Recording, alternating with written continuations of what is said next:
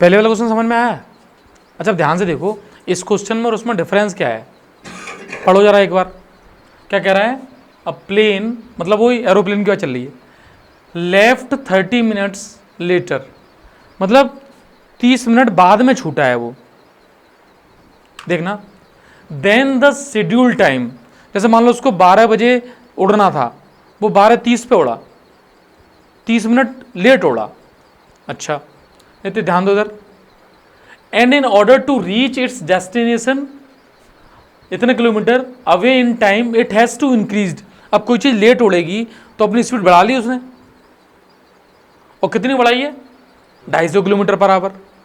मतलब यदि वो 12 बजे चलता तो एक उसकी स्पीड थी और एक टाइम पे पहुंच जाता। यस और नो? मीन्स तुम इसमें क्या कहोगे, सपोज ए से बी तक जाने में जो डिस्टेंस है 1500 किलोमीटर, ये ठीक, जो एरोप्लेन है वो एक पर्टिकुलर स्पीड से, तो स्पीड ले लो x kilometre per hour, late कर लिया, ये लेट वाली चीज़ यहाँ लिख लेते हैं, और टाइम लग रहा है इसमें y आवर। ठीक है, मतलब कुछ भी ऐसा नहीं होता, टाइम से निकलता टाइम से पहुंच जाता, तो इतना इवेंट होता। तो अच्छा बताना मुझे, डिस्टेंस यानी 1500 kilometre is equal to speed into time, equation number 1 बन जाती है।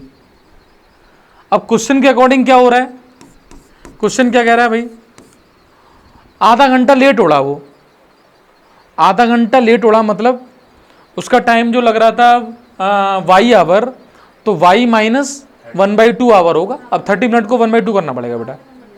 मीन्स अब जो सिचुएशन है कुछ ऐसी है कि जाना तो यहाँ से यहीं है उसको, तो डिस्टेंस 1500 किलोमीटर ही है, इसमें तो कोई डाउट नहीं है, डिस्टेंस वही है, लेकिन अपनी स्पीड को इसको रिड्यूस करना पड़ा है 250 किलोमीटर पर आवर से, सो बढ़ानी पड़ी है, इंक्रीज करनी पड़ी है।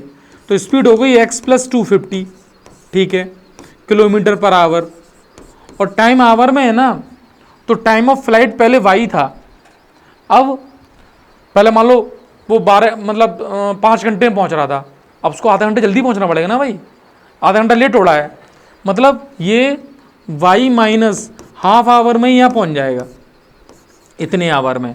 तो डिस्टेंस वही है, तो डिस्टेंस का फॉर्मूला अभी भी है, distance is equal to speed, speed हो गई इतनी इनटू टाइम, टाइम हो गया y माइनस 1/2, ये इक्वेशन नंबर 2।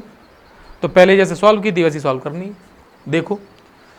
अच्छा 1500 की वैल्यू x को y यहाँ लिख देते हैं चाहो तो इक्वेशन नंबर 2 से 1500 इज इक्वल टू, दो ब्रैकेट का मल्टीप्लाई, x का y से बोलो xy, ठीक है, x का 1/2 से 1/2x, तो माइनस 1/2 इंटू एक्स।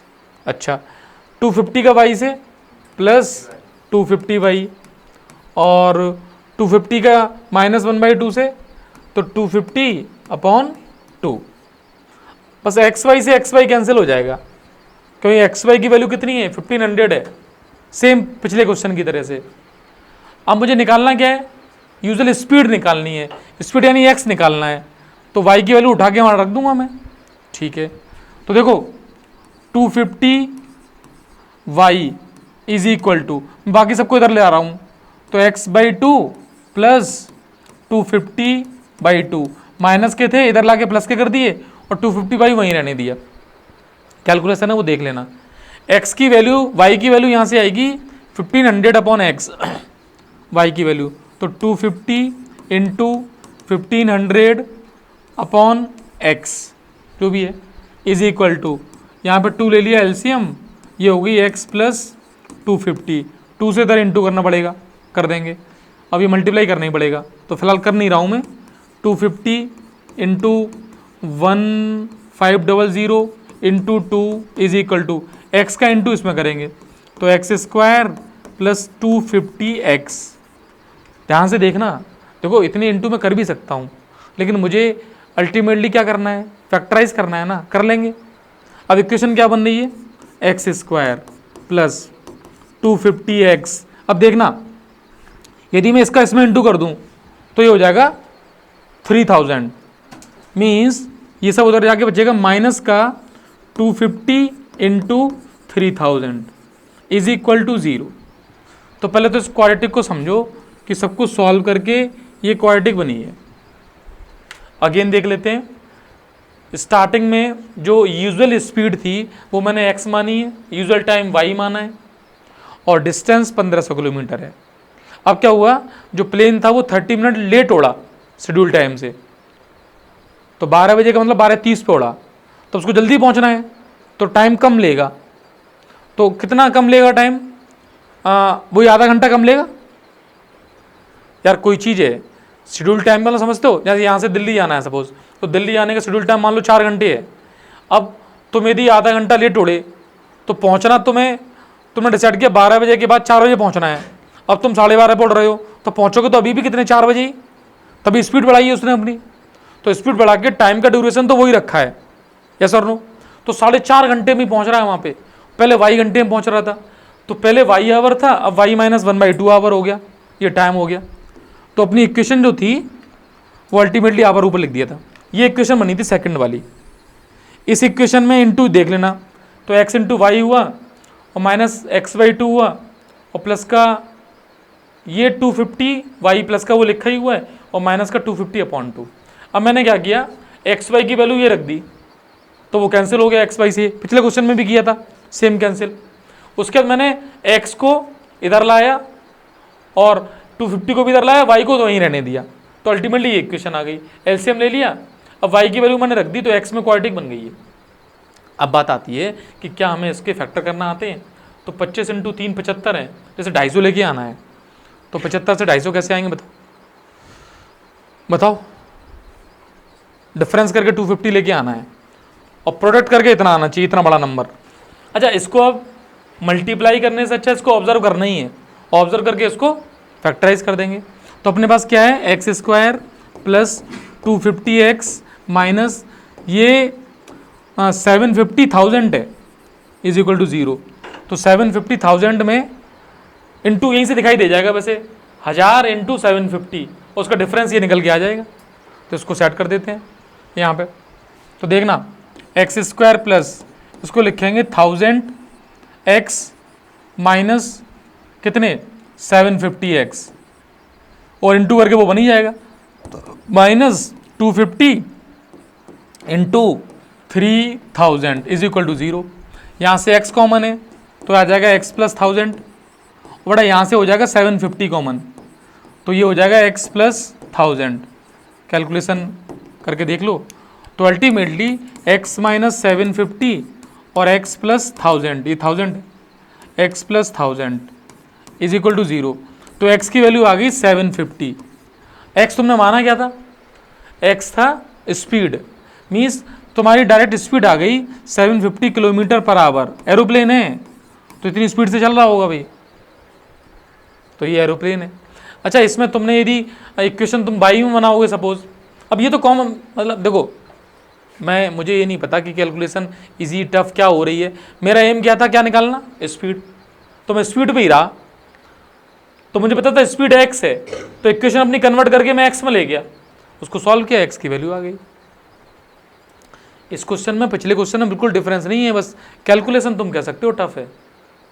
और यहाँ पर आकर एक ऑब्जर्वेशन हो जाना चाहिए, देख के वैसे बनना चाहिए था, 1000 और 750 दिखाई दे रहा है। अब ये तो मैथ्स का यार, अब मैथ्स की इंपॉर्टेंस यही है, देख के फैक्टराइज कर पा रहे हो नहीं तो श्रीधराचार्य लगाओगे, इतनी बड़ी कैलकुलेशन है उसमें भी टफ होगा, तो श्रीधराचार्य भी इतना आसान नहीं होगा। तो इन क्वेश्चन से हम क्या सीख रहे हैं, फैक्टराइज करना सीख ही रहे हो, है ना। अब देखना, जितने भी ये स्पीड वाले क्वेश्चन हैं, डिस्टेंस वाले क्वेश्चन हैं, उनकी कैटेगरी में जैसे अगला क्वेश्चन ये है, एन एक्सप्रेस ट्रेन, पढ़ो इसको जरा, देखते हैं क्या कह रही है।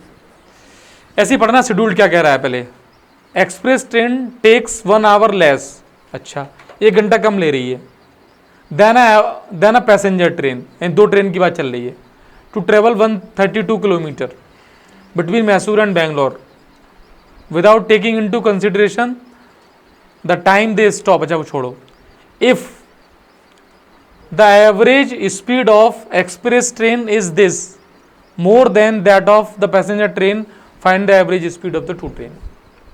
सुनो, लास्ट लाइन जो कह रही है ना उसको पकड़ो, कि दोनों ट्रेन की एवरेज स्पीड बतानी है, तो लेट यहीं से करो, लेट।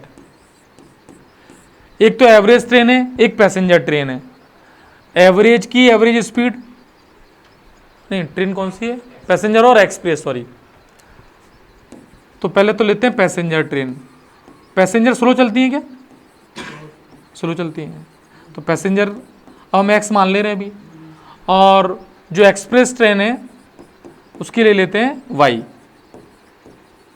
Express train. अच्छा, ये यूनिट किलोमीटर पर आवर लिखना दोनों में नेसेसिटी है, वो अपनी बात कर लेते हैं। अच्छा, अब ऊपर क्वेश्चन कुछ कह रहा है, an express train takes 1 hour less, 1 घंटा कम लेगी, स्पीड ज़्यादा है तो कम लेगी ऑब्वियसली, टू ट्रेवल 132 किलोमीटर। ठीक है, the average speed of the train, express की दे दी तो भाई साहब हमें मानने की जरूरत ही नहीं है, तो 11 दे रखी है, तो इसको तो 11 किलोमीटर पर आवर लिखना है। ओके, नहीं पूरा पढ़ो भाई।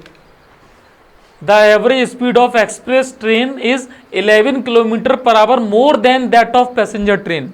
तो पैसेंजर को एक्स माना तो ये क्या होगा, 11 प्लस एक्स होगा, 11 प्लस एक्स। ठीक है, अच्छा देखो वेरिएबल एक ही है तो ज़्यादा सोचने की जरूरत भी नहीं है, फिलहाल एक ही वेरिएबल पे काम चल रहा है, एक्स ही चल रहा है।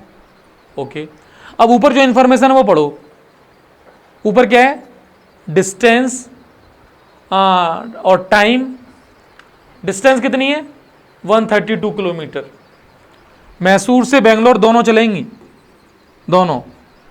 अच्छा बताना, जो टाइम होता है वो क्या होता है, डिस्टेंस अपॉन स्पीड।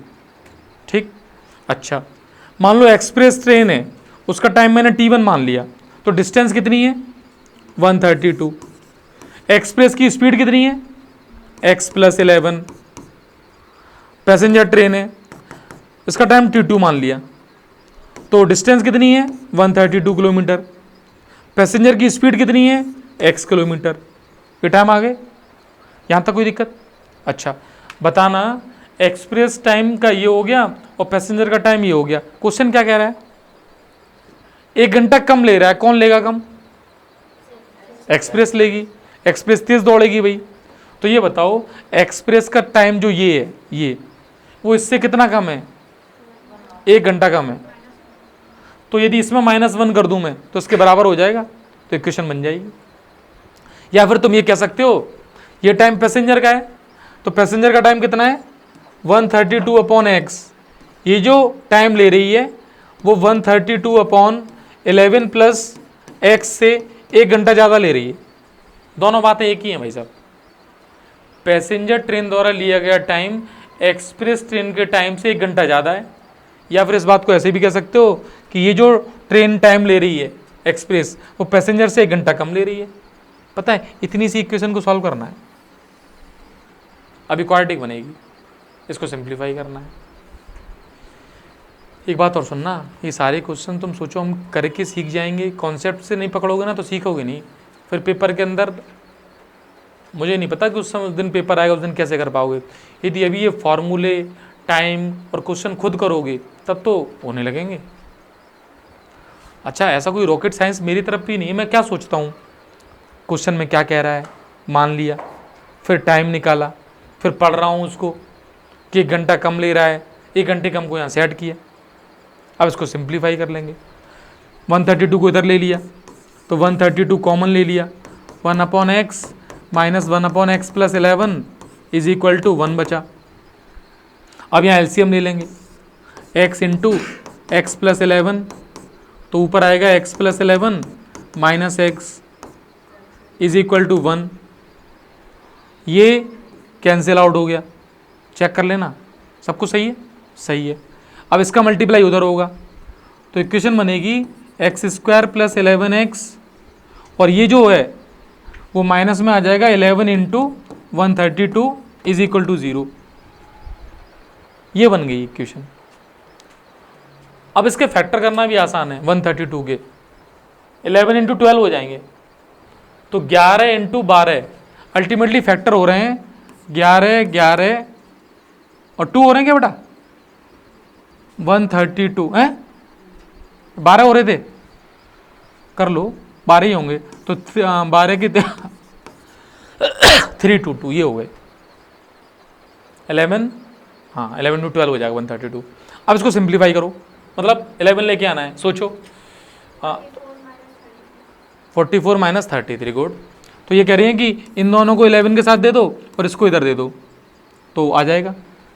तो x square plus 44x minus 33x और माइनस के 11 इंटू 132 इज इक्वल टू 0। यहाँ से x common, x plus 44 minus 33 common, अब जगह नहीं है मैं लिख दे रहा हूँ x प्लस 44, सॉल्व कर लेना। x प्लस 44 x माइनस 33, तो देखो x की वैल्यू अपने पास आ गई 33। अब x क्या है, speed of the passenger train, तो ये आ गई 33 किलोमीटर पर आवर और इसमें 11 जोड़ दो तो y की स्पीड आ जाएगी, मतलब इस एक्सप्रेस ट्रेन की कितनी आएगी 44 किलोमीटर पर आवर, 11 जोड़ते ही, यही आंसर। अच्छा परेशान नहीं होना, आंसर सब यही है, आंसर जब सॉल्व करके निकलते हैं तो वो आंसर ही निकलते हैं। तो अच्छा ये बताओ इस क्वेश्चन में, ऐसे क्वेश्चन को मैं किस तरीके से फैक्टराइज कर रहा हूँ वो भी समझना, हम पे हो रहे हैं कि नहीं, बताओ कोई डाउट इसमें? एवरेज स्पीड निकालनी, दोनों की एवरेज स्पीड ही तो मानी है ये, नहीं बेटा ये एवरेज स्पीड ही मानी गई है। इधर देखो एवरेज स्पीड ऑफ 2 ट्रेन, तो यहाँ पहले लिखना है लेट, मैं लिख रहा था ना ये, let average speed of the passenger train is this, physics नहीं लगानी, ये एवरेज स्पीड ही है, ज़्यादा एवरेज स्पीड नहीं पूछेगा। अब ये तो ट्रेन अलग अलग हैं, अब दोनों की मिला के एवरेज स्पीड थोड़ा निकलेगी, वो तो एक एक्सप्रेस ट्रेन है, पैसेंजर ट्रेन है। एवरेज स्पीड हमने मान ली कि यही है, एक्स एवरेज पैसेंजर की है और x प्लस 11 एक्सप्रेस की है, नोट कर लो चाहो तो।